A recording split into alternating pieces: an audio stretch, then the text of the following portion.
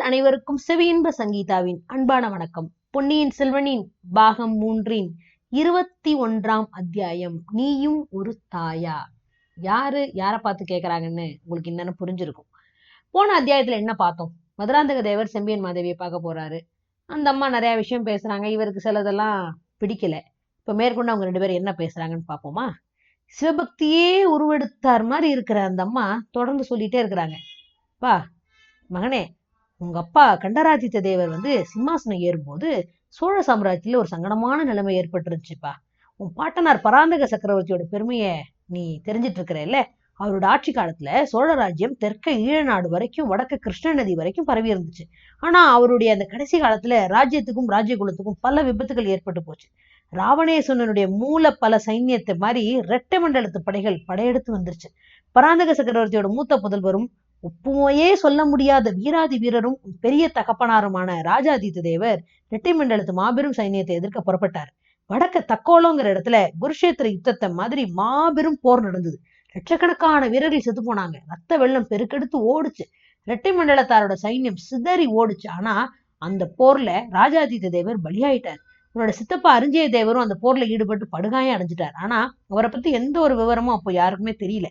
அரிஞ்சய தேவரோட மூத்த புதல்வர் சுந்தர சோழர் சின்னஞ்சிறு பிராயத்து பிள்ளை ஈழத்து போருக்கு போயிருந்தார். அவரை பத்தியும் செய்தி எதுவுமே கிடைக்கல.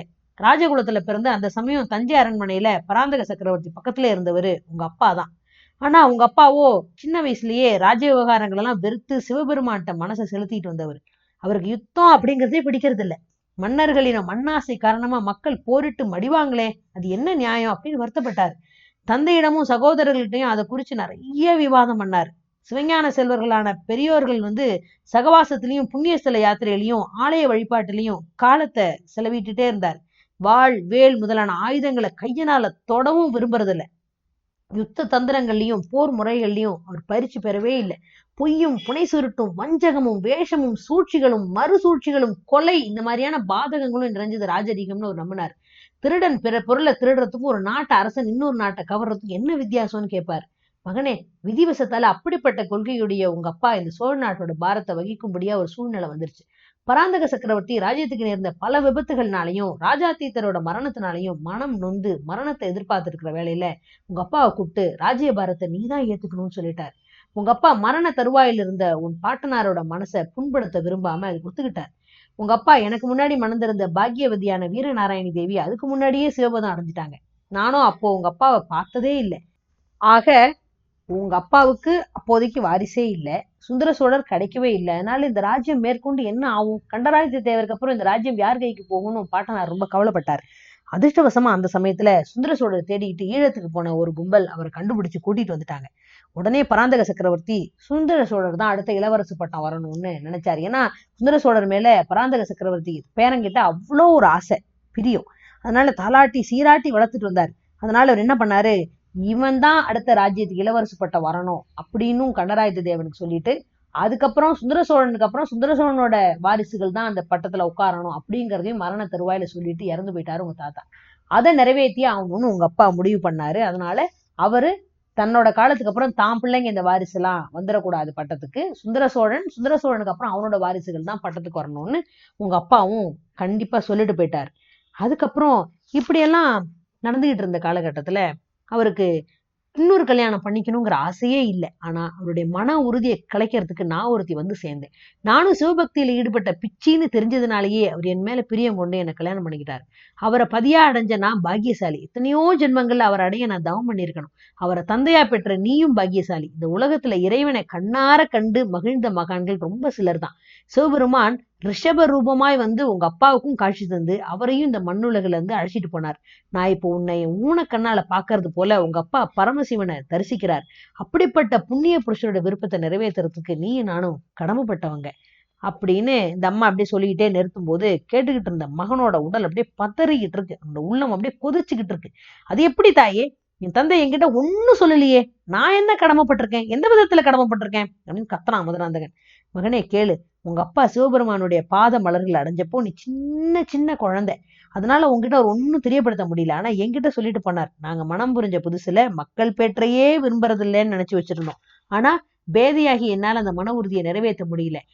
கன்னி பருவத்துல சிவபெருமான் கிட்ட நான் கொண்டிருந்த அந்த பக்தி எல்லாம் பிரேமையா மாறிடுச்சு. நாளடைவுல என் கையில ஏந்தி மார்போடு அணைச்சு மடியில வச்சு தாலாட்டி பாராட்டி கொஞ்சறதுக்கு குழந்தை வேணும்னு என் இதயம் அப்படியே ஒரு தாபம் கொண்டுடுச்சு. உங்க அப்பா மேல அது காதலா மாறிடுச்சு. மற்ற பெண்களோட கையிலையும் மடியிலையும் குழந்தைய பார்த்தா என் உடம்பெல்லாம் துடிச்சுது, உள்ளம் பத்தி எரிஞ்சுது. குழந்தை பருவத்துல என்னை ஆட்கொண்ட இறைவன்கிட்ட நான் வரம் கேட்டேன். இறைவனும் இந்த பேதையோட கோரிக்கையை நிறைவேற்றினாரு, உன்னை எனக்கு கொடுத்தாரு. ஒரு பக்கத்துல உன்னை பெற்றதுனால நான் உள்ளமும் உடலும் பூரிச்சேன், மற்றொரு பக்கத்துல உன் தந்தையோட கோபத்துக்கு ஆளாகிட்டணுங்கிற பயம் அப்படி இருந்துகிட்டே இருந்தது. அந்த மகா புருஷர் ஆனா என் மேல கோபிக்கவே இல்லை. ஆனா அவருடைய வாக்கை நிறைவேற்ற வேண்டிய பொறுப்பு மட்டும் என் மேல சுமத்திட்டு போனார். மகனே, உன்னை இந்த மண்ணுலக வாழ்க்கையில பற்றுதல் கொள்ளாம சிவபக்த சிரோன்மணியா வளர்க்கணும் அப்படின்னு தான் அவங்க அப்பா என்கிட்ட கேட்டுக்கிட்டது. நானும் அவருக்கு அதுதான் வாக்கு கொடுத்திருந்தேன்.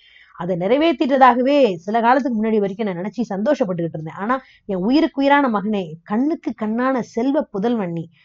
சில நாளா நான் ஏதேதோ கேள்விப்படுறேன். அப்படிப்பட்ட பேச்சை கேட்கும் போதெல்லாம் என் நெஞ்சு புண்ணாகுது. நான் கேள்விப்படுறதெல்லாம் பொய்ன்னு நீ உறுதி சொல்லி என் நெஞ்சில உள்ள புண்ணை ஆத்த மாட்டியா அப்படின்னு அந்த அம்மா கேட்கறாங்க. தாயே, தங்களுடைய மர்மமான வார்த்தைகள் என்னோட நெஞ்சையும் புண்ணாக்குது. நீங்க என்ன கேள்விப்பட்டீங்க? என்கிட்ட என்ன எதிர்பார்க்கறீங்க? என்கிட்ட என்ன உறுதி வேணும்னு கேக்குறீங்க அப்படின்னு மதுராந்தகன் சீர்றான். என் மனசுல இருக்கிறத அறிஞ்சிக்கிற சக்தி எல்லாம் நீ எழுந்துட்ட போல இருக்கு. வெளியிட்டு சொல்லத்தான் வேணுங்கிற. சரி, சொல்றேன். உன் மனசு சிவபக்திங்கிற கங்கையிலேருந்து இந்த மண்ணாசைங்கிற குட்டையில விழுந்துருச்சோ அப்படின்னு கேள்விப்படுறேன். சோழகுலத்து சிம்மாசனத்துல ஏற நீ ஆசைப்பட்டுட்டு இருக்கேன்னு கேள்விப்படுறேன். உன் புனிதமான உள்ளத்தை நம் விரோதிகள் அந்த மாதிரி கெடுத்துட்டாங்கன்னு நான் தெரிஞ்சுக்கிட்டேன். நான் இப்படி கேள்விப்பட்டதெல்லாம் உண்மை இல்லைன்னு நீ சொல்லிட்டா என் மனசு நிம்மதி அடையும் அப்படிங்கிறாங்க அந்த அம்மா. மதுராந்தகன் இது வரைக்கும் உட்கார்ந்த பீடத்துல இருந்து எழுந்து நின்றுட்டான். அவனோட படபடப்பை பார்த்து அந்த அம்மாவும் எழுந்து நின்றுட்டாங்க. என்னுடைய மனசுல விரோதி யாரும் கெடுக்கல. என்ன சிம்மாசனம் ஏத்த விரும்புறவங்க என் விரோதிகளா? எனக்காக தன்னோட உயிரையும் கொடுக்க முன் வந்திருக்கிறவங்க எல்லாம் என் விரோதிகளா? ஒரு நாளும் இல்ல. உண்மையிலேயே என் ஜென்ம விரோதி யாரு? என்ன பெத்தவளாகிய நீதான் அப்படின்னு மதுராந்தகன் அப்படியே கூறான். ஆத்திர மிகுதியால் அந்த சமயம் மரியாதையை மறந்துட்டான். சின்ன பழுவேட்டையர் நல்ல வார்த்தைகள் அன்னையோட மனசை மாத்தும்படி சொல்லியிருந்ததையும் மறந்துட்டான். இஷ்டத்துக்கு பேசுறான். ஆமா, நீதான் என்னோட ஜென்ம சத்ரு, வேற யாரும் இல்ல. நீயும் ஒரு தாயா, நீயும் ஒரு ஸ்திரியா. உலகத்தில் தாய்மார்கள்லாம் தன்னோட பிள்ளைதான் உரிமைக்கு பட்டத்துக்கு வரணும், அவனுக்குதான் அது கிடைக்கணும் இது கிடைக்கணும்னு படாத பாடுபடுறாங்க. கதைகள்லையும் காவியங்களையும் கேள்விப்பட்டிருக்கேன், வாழ்க்கையிலையும் பார்த்திருக்கேன். ஆனா அன்னையின் இயல்புக்கே மாறான இயல்புடைய நீ மானிட பொம்பளைதானா? இல்ல மனித உருவம் கொண்ட அரக்கியா? நான் உனக்கு என்ன துரோகம் செஞ்சேன்? நீ எதுக்காக இந்த பெரும் துரோகத்தை எனக்கு செய்யற?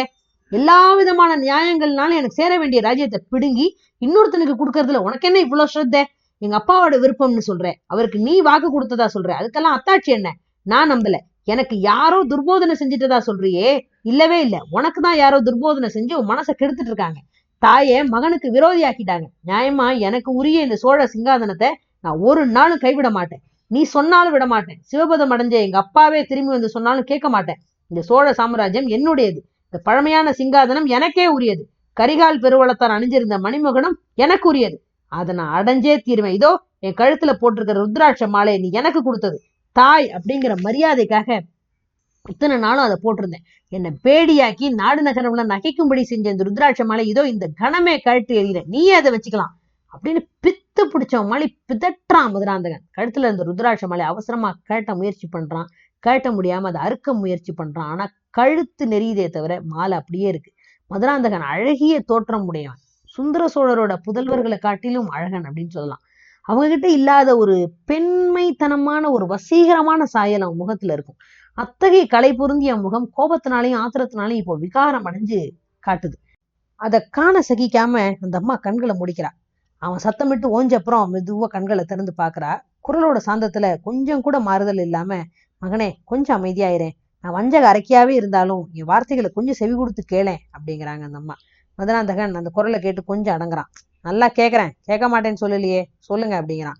தாயோட இயல்பை குறித்து நீ குறிப்பிட்ட இல்லையா? பொல்லாத அரக்கியா இருந்தா கூட தன் குழந்தைக்கு துரோகம் செய்யவே மாட்டா எந்த அம்மாவும்.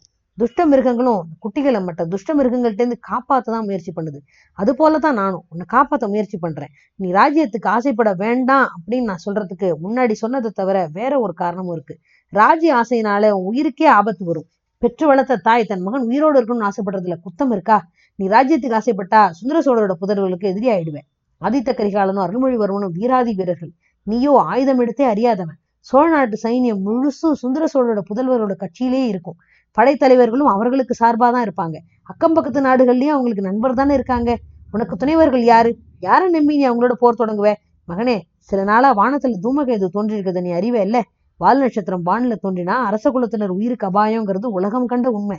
அப்படி நேர்ற விபத்து உனக்கு நேராமல் இருக்கணுமேன்னு தான் நான் கவலைப்படுறேன். குழந்தை, என் ஏக புதல்வன் நீ உயிரோட இருக்கணும்னு ஆசைப்படுறது தப்பா? அது உனக்கு நான் இழைக்கும் துரோகமா என்ன அப்படின்னு அந்த அம்மா கேட்கறாங்க. இந்த வார்த்தைகள்னால மதுராந்தகனுடைய ஆத்திரம் கொஞ்சம் தனியுது. அவன் உள்ளம் கனிவடையுது. அம்மா, மன்னிச்சிடுங்க. உங்களோட கவலை இதுதானே முன்னமே சொல்லியிருந்தாலோ நான் அதுக்கான பதில உடனே சொல்லியிருப்பேன். ஒரு நொடியில உங்களுக்கு கவலையை நான் தீர்த்திருப்பேனே. நான் அப்படி ஒன்றும் துணைவர்கள் இல்லாத அனாதை இல்லை. சோழ சாம்ராஜ்யத்துல ரொம்ப செல்வாக்கு வாய்ந்த சிற்றரசர்களும் பெருந்தரத்து அதிகாரிகளும் என் பக்கம் தான் இருக்காங்க. பழுவேட்டரையர்கள் என் கட்சியில தான் இருக்கிறாங்க. கடம்பூர் சம்புவரையர் என் பக்கம் தான் இருக்கிறார். உங்கள் சகோதரரும் என் மாமனுமான மழவரையரும் என் கட்சியில தான் இருக்கிறார். மற்றும் இன்னும் பலரும் இரட்டை குடை ராஜாளியாரும் குன்றத்தூர் பெருங்குழாரும் உங்களோட பூரண பலத்தோட என்னை ஆதரிக்கிறாங்க. என்னை ஆதரிச்சு நிற்கிறத சத்தியம் செஞ்சு கொடுத்துருக்குறாங்க. மகனே, இவங்க செஞ்சு கொடுக்குற சத்தியத்துல எனக்கு நம்பிக்கை இல்லை. சுந்தர சோழ சக்கரவர்த்திக்கும் அவரோட சந்ததிகளுக்கும் உண்மையோட நடப்பதாக இவங்க ஒரு காலத்துல சத்தியம் செஞ்சு கொடுத்துருக்குறாங்க. அவங்க உனக்கு உண்மையா நடப்பாங்கன்னே வச்சுக்கலாம். இவங்கிட்ட இருக்கிற சைன்யம் ரொம்ப சொற்பங்கிறது உனக்கு தெரியாதா? வடக்கே உள்ள சைன்யம் ஆதித்த கரிகாலனோட தலைமையில இருக்கு. தென் திசை சேனையோ கொடும்பாளூர் வேளாளரோட தலைமையில இருக்கு. தாயே, இக்கட்சியை ஆதரிக்கும் சிற்றரசுகள் எந்த நேரத்திலையும் தலைக்கு 10,000 வீரர்களை சேகரித்து கொண்டு வரக்கூடியவர்கள். சைன்யம் ஒரு பக்கம் இருக்கட்டும், மக்களை பத்தி என்ன? சோழ நாட்டு மக்கள் சுந்தர சோழ புதல்வர்கள்ட்ட எவ்வளவு அபிமானமா இருக்கிறாங்கன்னு உனக்கு தெரியாதா? இன்னைக்கு நீயே பாத்தீல, இந்த பழையாறை நகருக்கு இன்னைக்கு அருள்மொழிவர்மனும் ஆதித்த கரிகாலனும் வந்திருந்தா மக்கள் எப்படி திரண்டு கூடி வரவேற்றிருப்பாங்க. இந்த ஊர் மக்கள் ஒரு காலத்துல உங்ககிட்டயும் அன்போட தான் இருந்தாங்க. பழுவேட்டையர்களோட நீ உறவு பூண்டதுல இருந்து உன்னை மக்கள் வெறுக்கவே தொடங்கிட்டாங்க. தாயே, மக்களோட அபிமானத்தை பத்தி நான் கொஞ்சம் கூட கவலைப்படல. மக்களோட அபிமானம் என்னத்துக்காகும்? மக்கள் ஆளப்பட வேண்டியவங்க. சிம்மாசனத்துல யார் உட்கார்ந்து அரசெலுத்துறாங்களோ அவங்கள்ட்ட மக்கள் பக்தி செலுத்த வேண்டியவங்க தானே. அப்பா, மகனே, உனக்கு போதனை செய்திருப்பவர்கள் அரசியல் நீதியோட ஆரம்ப தத்துவத்தை கூட உனக்கு உணர்த்தலையே. மக்களோட அபிமானம் இல்லாமல் எந்த அரசனும் நீடித்த அரசு செலுத்தவே முடியாது. அப்படி அரசு புரியறதுல புண்ணியமும் இல்லையே அப்படின்னு சொல்லிட்டு அந்த அம்மா அப்படியே கொஞ்சம் மூச்சு வாங்குறாங்க. இப்ப அரண்மனை வாசல்ல ஒரு பெரும் ஆரவாரம் கேக்குது. ஓல குரலும் சாவ குரலும் கோப குரலும் ஒரு ஒரு மாதிரியான வித்தியாசமான ஆயிரக்கணக்கான குரல்கள் அப்படியே எங்கேயோ எழுந்து வந்து கேட்குற மாதிரி தடா புடான்னு கேக்குது. மகனே, சோழ சாம்ராஜ்யத்துக்கு ஏதோ பெரிய விபத்து நெருங்கி வந்துகிட்டு இருக்கு. அதனோட முதல் அறிகுறி தான் இது. நான் அரண்மனைக்கு வெளியே போய் என்ன விஷயம்னு தெரிஞ்சிட்டு வரேன். அது வரைக்கும் நீ இங்கே இரு அப்படின்னு சொல்லிட்டு போறாங்க அந்த அம்மா. அப்படி என்ன பெரிய அபாயம் வந்திருக்க முடியும்? இது மதுராந்தகனுக்கு சாதகமானதா பாதகமானதா? அப்போ யாருக்கு நிஜமாவே கெடுதல்? வானத்துல தூமகேது தோன்றுச்சு, அதனால ஏதாவது கெடுதல் நடந்துருச்சோ? சுந்தர சோழருக்கோ ஆதித்த கரிகாலனுக்கோ குந்தவைக்கோ ஏன் கடல்ல மூழ்கினால அருள்மொழிவர்மரை பத்தி ஏதாவது செய்தி வந்துருச்சோ? என்ன நடக்க போதோ தெரியல, பரபரப்பா இருக்கு. அடுத்தது என்ன நடக்க போகுதுன்னு தெரிஞ்சுக்கிறதுக்கு அடுத்த அத்தியாயம் வரைக்கும் கொஞ்சம் காத்திருக்கணும். நன்றி.